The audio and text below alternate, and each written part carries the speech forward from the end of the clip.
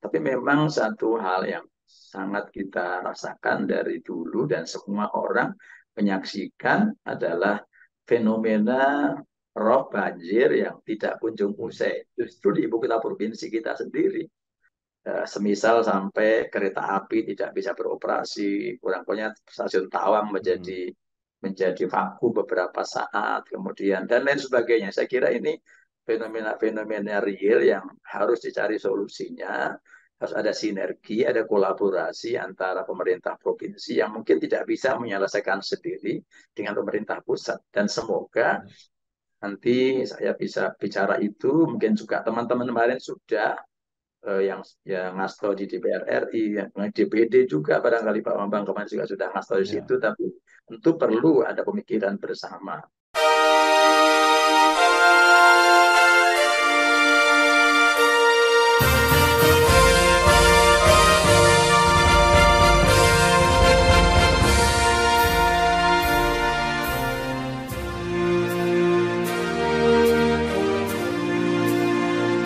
Sadono di kanal Inspirasi untuk Bangsa. Mudah-mudahan kanal ini selalu bisa memberi inspirasi, motivasi, dan edukasi.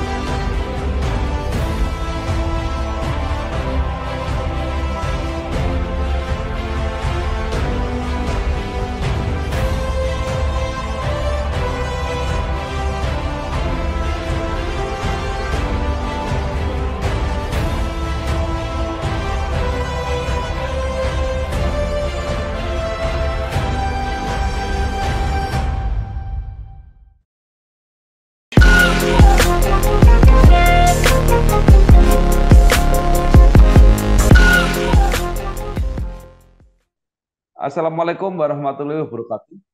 Bersama saya Bambang Sadono di kanal Inspirasi untuk Bangsa. Mudah-mudahan kanal ini selalu bisa memberi inspirasi, motivasi, dan edukasi. Kami sedang mempersiapkan beberapa video wawancara untuk memperkenalkan wajah-wajah baru yang akan hadir di Dewan Perwakilan Rakyat Republik Indonesia hasil Pileg 2024. Jadi nanti masa jabatannya 2024-2029. Saat ini saya sudah bersama dengan salah seorang tokoh di Jawa Tengah yang eh, berhasil lolos dalam Pileg 2024 dan akan menjadi anggota atau wajah baru di Senayan nanti, yaitu Bapak Dr. Muhammad Haris. Beliau walaupun tinggal di Jawa Tengah, tapi jabatannya adalah Wakil Ketua DPP Bidang Litbang di Partai Keadilan Sejahtera, PKS. Apa kabar Pak Haris? Alhamdulillah, baik Pak Bambang. Iya, luar biasa. Mungkin bisa dimulai dengan cerita singkat karir politik Pak Haris yang sudah pernah jadi anggota DPRD Jawa Tengah, pernah menjadi wakil wali kota Salatiga, dan saat ini terpilih menjadi anggota DPR RI. Silakan Pak Haris. Ya, matur nuwun Pak Bambang, jadi para pemirsa sekalian, kenalkan saya Muhammad Haris. Ya, sebenarnya bagi kami pengabdian di politik sudah cukup lama, sejak berdirinya Partai Keadilan tahun 98 yang lalu, jadi wakil ketua DPW PK Jawa Tengah, mendampingi almarhum guru saya, Bapak Zubair Safawi, waktu itu. Kemudian setelah beliau menjadi anggota DPRD Jawa Tengah, karena di PK dulu tidak boleh rangkap jabatan, saya menjadi ketua DPW PK Jawa Tengah waktu itu. Dari 99 sampai 2002, kemudian ketika menjadi PKS, berlanjut terpilih kembali menjadi ketua DPW PKS. Ya, sejaman ketika Pak Bambang juga ngasto di Jawa Tengah Ya, pada waktu itu ya, sampai ya, ya, ya.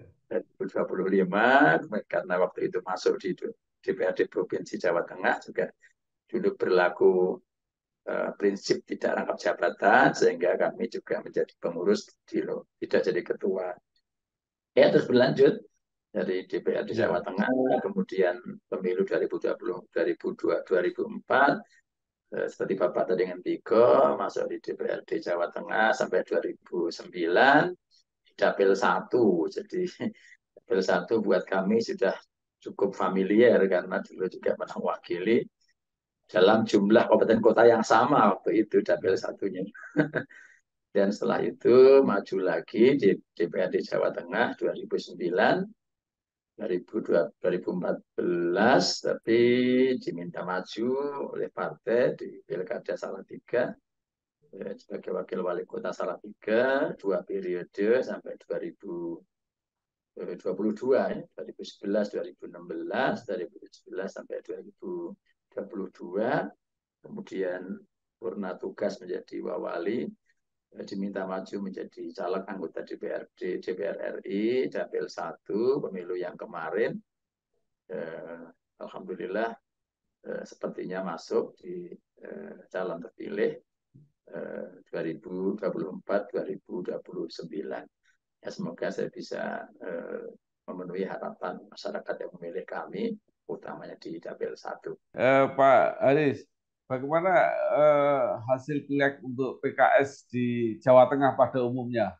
Selain di DPR RI, mungkin di DPRD Jawa Tengah maupun di DPRD Kabupaten Kota Jawa Tengah. Selintas, alhamdulillah ada kenaikan. Untuk DPR RI 2019 yang lalu mendapatkan 5 kursi yang dikirim ke Senayan. Tahun ini naik jadi 7. Ya, Dapil 1 saya sendiri, kemudian Dapil 4 Mas Hamid, Dapil 5 Mas Haris, Dapil 7 Mas Rofik, Dapil 8 Mas Yanuar, Dapil 9 Mas Fikri. Dari 5 menjadi 7. Untuk DPRD Provinsi dari 10 menjadi 11, naik sedikit. Ya, Kemudian untuk ya, DPRD Kabupaten Kota dari 2019 lalu ada 100, ada naik 13 ingat saya angkanya, ya, 13 ya. kursi. Ya, ada beberapa kabupaten yang naik secara signifikan, tapi ada yang ya datar-datar saja. Tapi secara umum baik itu RI, provinsi, kabupaten kota ada kenaikan.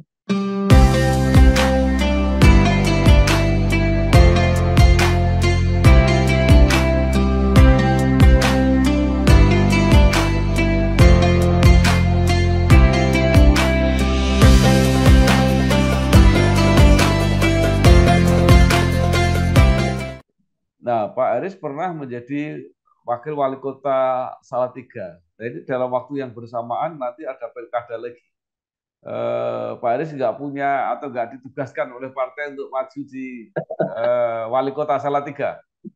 Sepertinya kami akan, ya masih banyak ya kader-kader kita di Salatiga yang lebih muda, yang lebih seger gitu, eranya anak-anak muda untuk tampil. Ya, Terus saya dengan frekuensi aktivitas eksekutif yang cukup tinggi, seperti pengalaman kami di eksekutif 10 tahun kemarin, ya, dari 2011 2022, namanya membutuhkan tenaga-tenaga segar yang lebih energik gitu ya, dan insya Allah PKS punya kader-kader muda tersebut, Bapak. baik. Jadi Pak Haris akan lebih konsentrasi untuk memilih di DPR RI. Seperti yang Angkatan, Bapak, insya Allah. Nah, mungkin ada apa kenangan-kenangan yang menarik dalam dinamika proses pencalonan ini kan luar biasa. Antara lain misalnya kan PKS di banyak yang mengatakan mendapat banyak dampak dari pencalonan Pilpres. Apakah itu terasa di Jawa Tengah, Pak? Terasa, tapi tidak terlalu ya, Bapak. Ya, Artinya ekspektasi kami sebenarnya cukup tinggi, tapi ya ternyata memang ya begitulah politik ya, dinamikanya sangat ya, tinggi, ya, sehingga ada sih memang kenaikan itu, misalnya Dapil 1 saya sendiri ya, Semarang ya, Kota, Kabupaten Semarang, Kendal Salatiga, Ya, biasanya PKS itu mohon maaf aja ya kemarin Ya. 2019 dari DPR RI itu kursi terakhir, kursi ke-8. Hmm. Nah, pemilu ini kursi yang ketiga. Jadi kami dapat Oh, suara 218.000 untuk dapil 1, itu cukup signifikan dan pemilih partai juga cukup besar ya, dan ini mulai peningkatan. Tentu saya menyadari insya Allah ini juga bagian dari ya, kotel efek atas ya. pilihan pres dari PKS yang mengusung Mas Anies dan Mas Muhaimin kemarin ya. Walaupun memang ya tidak sampai menjadi 2 kursi, tapi buat kami ini peningkatan yang cukup signifikan. Sekurang-kurangnya posisi kursinya jauh lebih aman dibanding 2019 yang lalu. Iya, luar biasa. Nah, Pak Aris pernah menjadi anggota DPRD Jawa Tengah. Sekarang di apa proyeksikan akan menjadi anggota DPR RI. Menurut Pak Aris apa masalah-masalah di Jawa Tengah, khususnya di dapilnya Pak Aris ini yang akan apa akan dibawa atau akan diperjuangkan di DPR RI nanti? Ya, memang dapil 1 ini eh, ya bagaimanapun ibu kota provinsi ya sebagai Ya, epicentrum perubahan Jawa Tengah secara makro gitu ya. Tapi memang satu hal yang sangat kita rasakan dari dulu dan semua orang menyaksikan adalah fenomena rob banjir yang tidak kunjung usai. Justru di ibu kota provinsi kita sendiri yang tentu ini menjadi barometer kemajuan ibu kota provinsi yang lain di Indonesia gitu. Bagaimanapun kota Semarang ini ibu kota provinsi terbesar, mungkin ketiga keempat lah ya, setelah Jakarta, Surabaya, Bandung. Ya, tetapi kita belum bisa keluar dari problem yang cukup lama. Ya barangkali orang bisa berpikir ini kalau dari pemerintah Belanda sudah banjir gitu ya. Tapi tentu ini kan harus pemikiran yang cerdas dan tidak boleh ego sektoral, ya, tidak semata-mata problem Jawa Tengah atau Semarang, tapi ini problem nasional karena bagaimanapun juga menjadi marwah bagi Indonesia karena Semarang ini kota besar, utamanya Jawa Tengah. Semisal sampai kereta api tidak bisa beroperasi, kurang-kurangnya stasiun Tawang hmm, menjadi vakum beberapa saat, kemudian dan lain sebagainya. Saya kira ini fenomena-fenomena real yang harus dicari solusinya, harus ada sinergi, ada kolaborasi antara pemerintah provinsi yang mungkin tidak bisa menyelesaikan sendiri dengan pemerintah pusat. Dan semoga nanti saya bisa bicara itu, mungkin juga teman-teman kemarin sudah yang ngasto di DPR RI, yang DPD juga barangkali Pak Bambang kemarin juga sudah ngasto di situ, ya. tapi tentu perlu ada pemikiran bersama. Ini fakta yang agak mengganggu dalam eksistensi Semarang sebagai ibu kota provinsi yang merupakan provinsi besar di Indonesia. Ya, kalau sementara menurut apa pendapat yang diserap oleh Pak Haris apa alternatif alternatif solusi tadi persoalan rob dan banjir bahkan terakhir ini kelihatannya agak besar. Ya, saya kira memang harus ada penuntasan di pantai utara ya secara komprehensif Ya, itu ya karena ketika ya, Semarang banjir kemarin juga tidak sendirian terkait juga dengan ya, Demak, dengan Kudus, dengan terus sampai di Pati bahkan ya pemikiran-pemikiran komprehensif yang dulu saya juga pernah mendengar ada program besar dari pemerintah Pak Jokowi pertama dulu untuk masalah pantai utara Jawa ini sepertinya belum tersentuh ya. Saya kira memang penting untuk pemerintah berikutnya, pemerintah pusat berikutnya ini, pemerintah negara Indonesia berikutnya ini untuk memikirkan persoalan ini dan saya kira tugas dari teman-teman di DPR RI, Dapil Jawa Tengah 1, Jawa Tengah 2, Jawa Tengah 3, ini harus berkolaborasi sehingga problem ini harus ya. diselesaikan bareng-bareng. Saya memahami tidak mungkin ini hanya oleh kabupaten kota, oleh provinsi, harus dengan pemerintah pusat di Jakarta.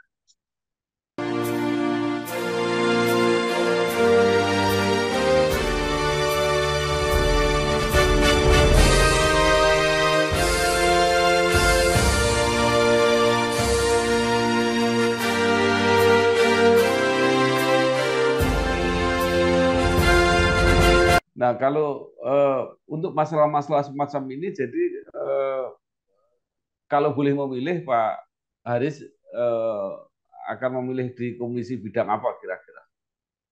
Kalau fakta yang seperti kita sampaikan tadi, kita discuss tadi, itu Komisi 5 misalnya ya, masalah Ya, infrastruktur, ya, ya, masalah yang memang ya terus terang agak mengganggu ya terhadap keberadaan ibu kota provinsi kita dan opininya luar biasa. Yang terakhir ini jauh lebih viral dibanding dengan sebelumnya ya, banjir yang terjadi di kota Semarang. Apalagi juga banjirnya setelah pemilu, setelah pilpres dan lain sebagainya, sehingga memang orang cenderung tertarik untuk berdiskusi masalah-masalah seperti ini. ya, Kalau saja diperkenankan, ya. tentu kita ingin ikut partai ya, mungkin ya nggak tepat di Komisi 5 untuk bicara infrastruktur seperti itu, Inji. Baik, memang faktanya anggaran pasti apa lebih lebih besar kalau Betul, Inji. dari pusat, ya. Dan program-program yang sekarang sedang berlangsung juga semua dari pusat. Itu yang Inji. apa itu tanggul tanggul laut dan sebagainya, Pak Haris. Nah, Inji. baik. Terakhir mungkin ini kan sedang akan apa ada wacana yang ramai gitu ya. Nanti kalau terbentuk pemerintahan baru, eh, apakah PKS ini akan kembali masuk ke pemerintahan atau ke di luar pemerintahan. Nah, Pak Aris kan kader yang sudah sangat lama juga. Kalau menurut Pak Aris pengalamannya seperti apa sebaiknya PKS ini? Inji. Ya, kami punya dua pengalaman yang sama-sama lamanya mungkin ya. Masa Ya, Pak SBY kita 10 tahun di pemerintahan, kemudian masa Pak Jokowi kita 10 tahun di luar pemerintahan. Tentu ada suka dukanya ya. Ya ya, idealnya sih memang dari ruling partai ya, dari pemerintah, pemenang itu ideal gitu ya. ya, Sunatullah demokrasi kalau menang memimpin gitu ya. Kalau ya, belum menang ya harus sabar gitu ya. Tetapi memang kalau kepentingannya subjektivitas partai, ya tentu masuk pemerintah itu sebuah solusi karena bagaimanapun tersedia ruang mobilitas bagi kader-kader partai, di legislatif pasti sudah diraih dengan pemilu, di eksekutif dengan proses koalisi.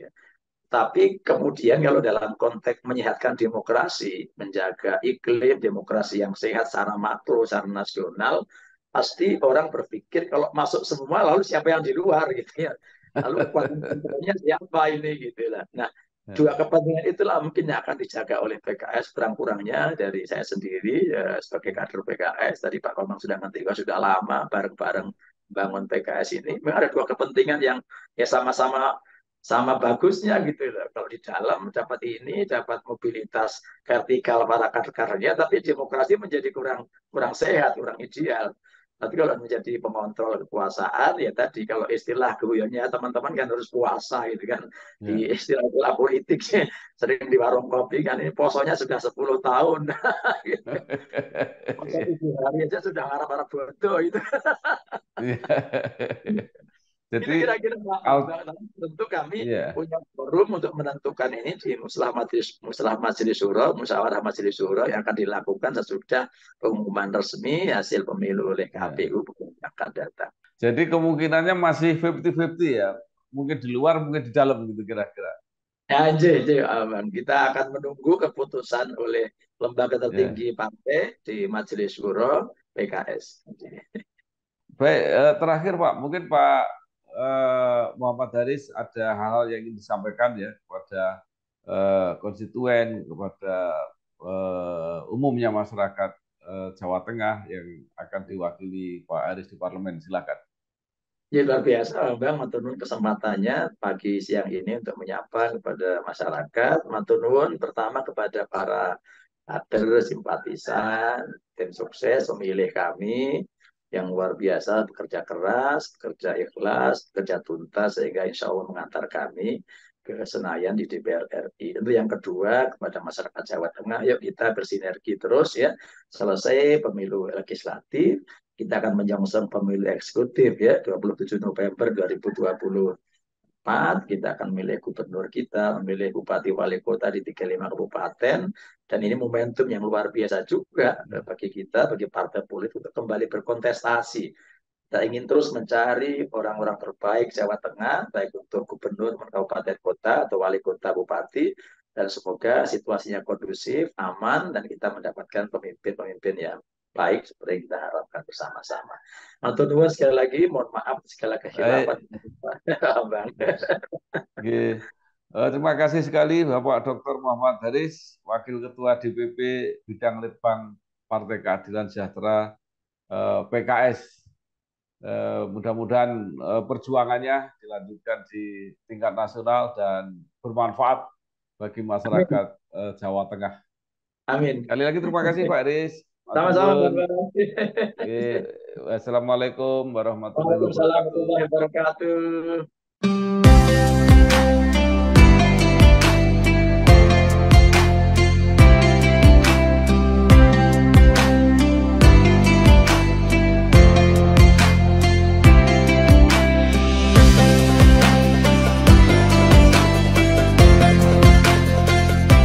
Bersama saya Bambang Sadiono di kanal Inspirasi untuk Bangsa. Mudah-mudahan kanal ini selalu bisa memberi inspirasi, motivasi, dan edukasi